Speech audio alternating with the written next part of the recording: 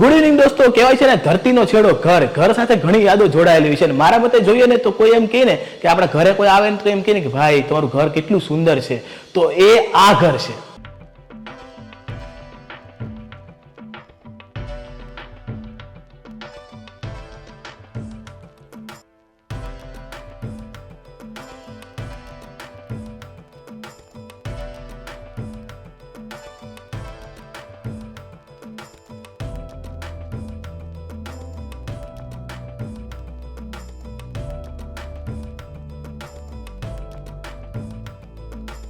Hello દોસ્તો, સ્વાગત છે તમારું પ્રોપર્ટી માસ્ટરમાં. આજે આપણે આવી ગયા છીએ ડિંડોલીના કરાડવા લોકેશન પર. ત્યાં આવેલો છે ખૂબ જ લક્ઝુરિયસ થીમ પર ડેવલપ થવાનો છે લોટસ બંગલોઝ નામનો પ્રોજેક્ટ છે. તમે જુઓ, આ આપણા બંગલોઝનું સેમ્પલ હાઉસ છે જે 3 BHK નું છે, G+2 નું. જે આજે આપણે અંદર જઈને એક્સપ્લોર કરવાના છે. અને આ બંગલોઝમાં છે ને ખાલી 76 જ બંગલો આવેલા છે. ચાલો આપણે અંદર જઈને એક્સપ્લોર કરીએ. જો અંદર જતા પહેલા તમે જુઓ, લુક જુઓ તમે બંગલોનો. G+2 નો બંગલો આપ્યો છે, સેમ્પલ હાઉસ છે આપણું. આવો તમને બતાવું.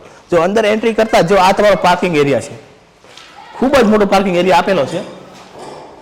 એટલે તમારી 2 4 વ્હીલર 2 થી 3 બાઇક પણ તમારી ઇઝીલી સેટ થઈ જશે. અને ગ્રાઉન્ડ ફ્લોર પર આપણને બેડરૂમ આપેલો છે, માસ્ટર બેડરૂમ આપેલો છે. જો કિંગ સાઇઝ બેડ મૂકેલો છે, પ્રીમિયમ થીમમાં ડિઝાઇન કર્યો છે. આખો એક વિન્ડો આપેલું છે આપણને અહીંયા. ને જો અહીંયા જગ્યા જુઓ તમે, આ વોકિંગ ક્લોઝેટ એરિયા છે. ને અહીંયા આપણને જો ડ્રેસિંગ એરિયા પણ આપેલો છે. ને અહીંયા આપણને અટેચ વેસ્ટર્ન ટોયલેટ આપેલું છે. આ છે આપણો વોશ એરિયા. ચાલો તમને ફર્સ્ટ ફ્લોર પર લઈ જાઉં છું.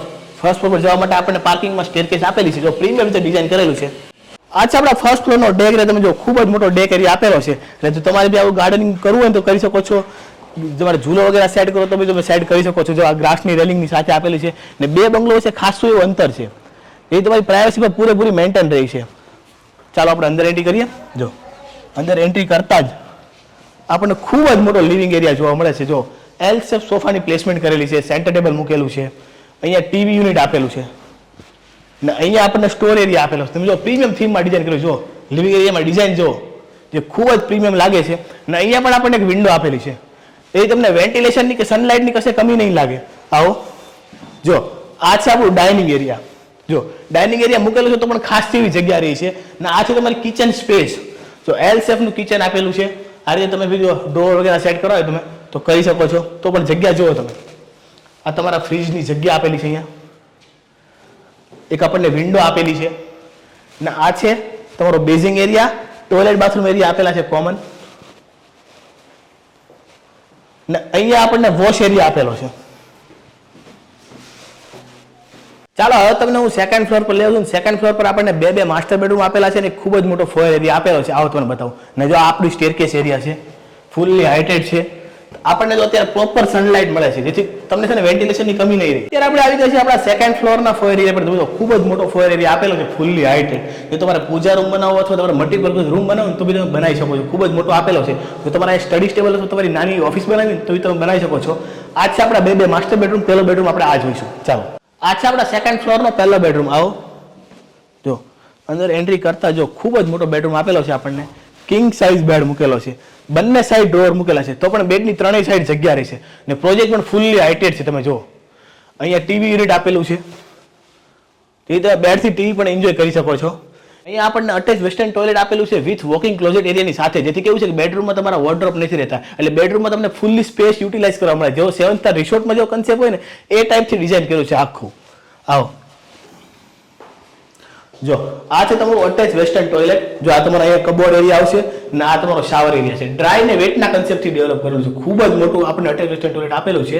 ને એની એક્ઝેક્ટ સામે તમે જો અહીંયા આપણને છે ને વોકિંગ વોર્ડરોબ આપેલા છે ડ્રેસિંગ એરિયાની સાથે. આ છે આપણા સેકન્ડ ફ્લોરનો સેકન્ડ બેડરૂમ. આવો તમને બતાવું. આ પણ પ્રીમિયમ થીમમાં ડિઝાઇન કર્યો છે આખો. તમે જો કિંગ સાઇઝ બેડ મૂકેલો છે, ગ્રે થીમમાં ડિઝાઇન કર્યો છે. જો અહીંયા આપણને વોકિંગ વોર્ડરોબ એરિયા આપેલો છે. અહીંયા આપણું ટીવી યુનિટ તમે સેટ કરી શકો. તો પણ જો ખાસ એવી જગ્યા છે.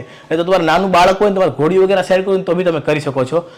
ફૂલ વિન્ડો આપેલી છે. ને વિન્ડોની આગળ જ જો આપણને મેન એટ્રેક્શન ડેક એરિયા આપેલો છે.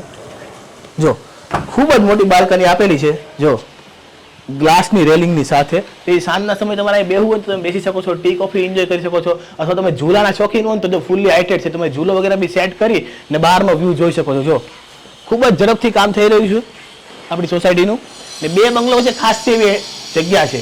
આ બેડરૂમમાં પણ આપણને અટેચ વેસ્ટર્ન ટોયલેટ આપેલું છે વિથ વોકિંગ ક્લોઝેટ એરિયાની સાથે. વોર્ડરોબ તો આપેલા છે તો પણ આવો બતાવું.